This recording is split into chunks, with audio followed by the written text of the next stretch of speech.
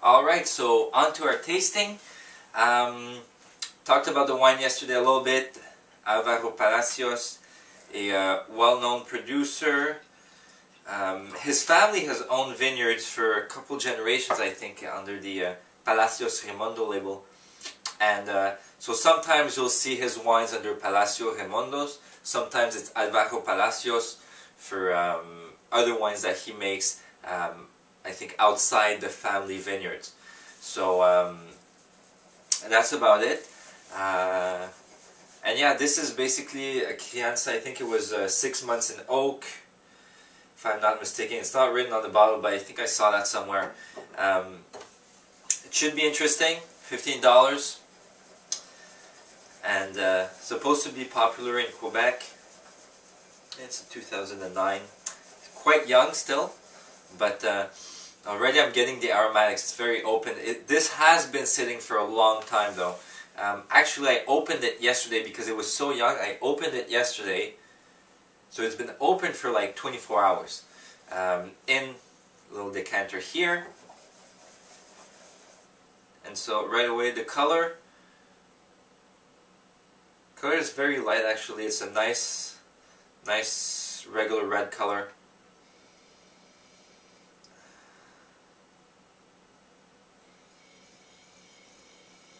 On the nose, I'm getting a little bit of cherry, a little bit of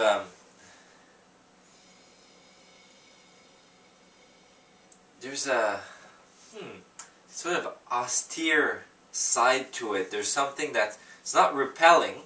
It's actually interesting, but it's not it's weird. It's like lead. Makes me think of lead or squid ink. Something, you know, very dark and minerally. Yeah, lead, squid ink with a backbone of Cheerio. It's sorry, but pleasant nose. Doesn't not too over the top, but nice aromas coming through. Let's give it a try.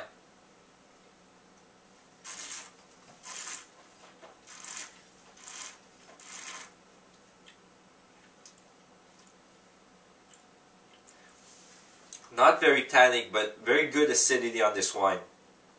It's also quite young, but I think this wine is made to be drunk young.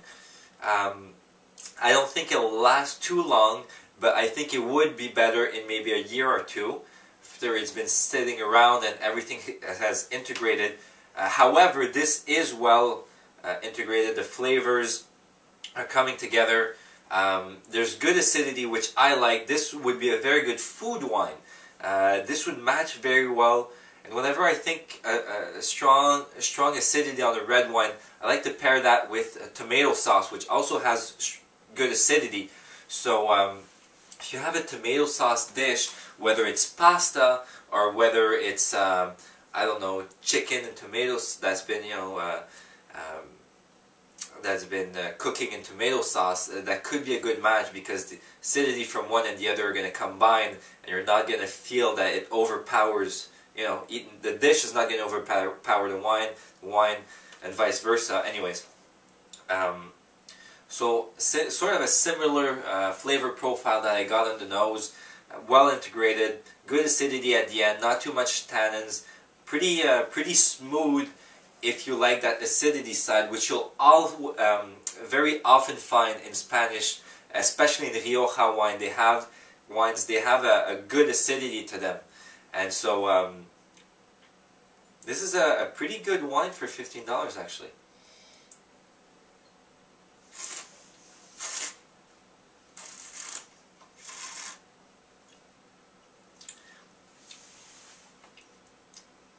Yeah, the cherries coming through. A little bit of cranberry-ish component for the sourness that I get on it too. This is a good example of what can be made for $15 in Spain. It's not blowing me away. I'm not falling in love with it, but I would definitely buy a couple bottles of this, and I think at $15 it's a strong buy. I think it matches very well with many types of food. I was mentioning tomato sauce before. It could go well with pretty much any meat because it's not too strong that it would overpower chicken, but it is powerful enough to go with maybe a lighter cut of steak, so something a little bit more leaner in the steak category would match well with this. All in all, good wine. Not blown away, but for $15, a strong buy. So that's about it. And I wanted to ask you guys, so you all know Rioja is where I started drinking wine. So what is the region that made you fall in love with wine? And so if you can comment on that below, that would be nice, and we'll have a little chat and discussion and maybe argument would be nice about this. So that's it for now, and I'll see you guys tomorrow.